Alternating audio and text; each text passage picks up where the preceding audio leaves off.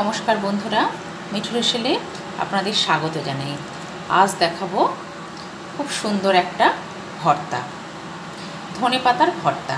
আপনারা তো নিশ্চয়ই অনেক রকমের ভর্তা খেয়েছেন, বিশেষ করে শীতকালে এই ধনেপাতার ভর্তাটা ভীষণই ভালো লাগে খেতে গরম ভাতে। আপনারা তাহলে দেখুন আমি এই রান্নাটা কীভাবে করি। যদি ভালো লাগে তাহলে অবশ্যই লাইক, শেয়ার এবং কমেন্টস করে আর সাবস্ক্রাইব করে আমার পাশে থেকে আমার বন্ধু হওয়ার চেষ্টা করবেন। নমস্কার বন্ধুরা, আজ দেখবেন ধনেপাতার ভর্তা। ধনেপাতার ভর্তা করার জন্য আমি এখানে প্রথমে কিছুটা পেঁয়াজ কুচিয়ে রেখেছি, রসুন রেখেছি, দুটো শুকনো লঙ্কা রেখেছি। এটা আপনারা যে যেমন ঝাল খান সে অনুযায়ী শুকনো লঙ্কাটা নেবেন। এছাড়া কিছুটা ধনেপাতা বেটে রেখেছি। তাহলে এবার দেখুন আমি এই রেসিপিটা কিভাবে করি। আমি এখানে প্রথমে কড়াইতে সর্ষের তেল দিয়ে নিচ্ছি। সর্ষের তেল দিয়ে নিলাম। এরপরে যে শুকনো লঙ্কা দুটো রেখেছি শুকনো লঙ্কাটা দিয়ে দেব। এটা দিলাম আর একটাও দিয়ে দিলাম।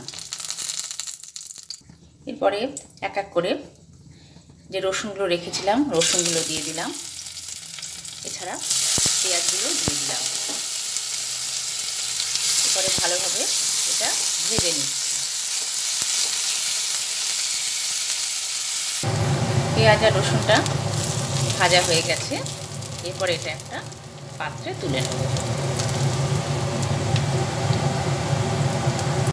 পেঁয়াজ রসুনটা পাত্রে তুলে নেওয়ার পরে এর মধ্যে যে ধনেপাতাগুলো বেটে রেখেছিলাম সেই ধনেপাতাটা দিয়ে দিলাম।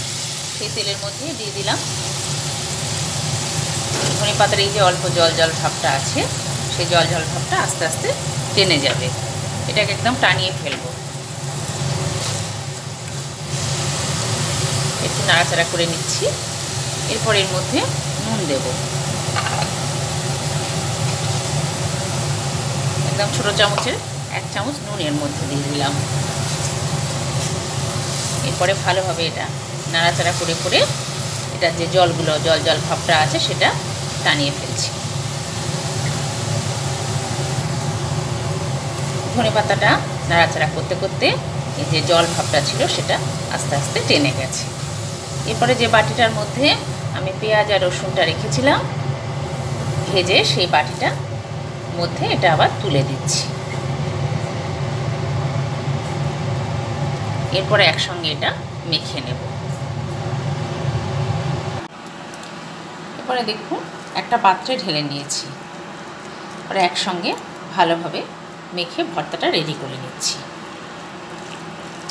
এইভাবে আপনারা ভর্তা করে খাবেন গরম ভাতের সঙ্গে, খেতে ভীষণই ভালো হয়। দুর্দান্ত স্বাদের এই রেসিপিটা।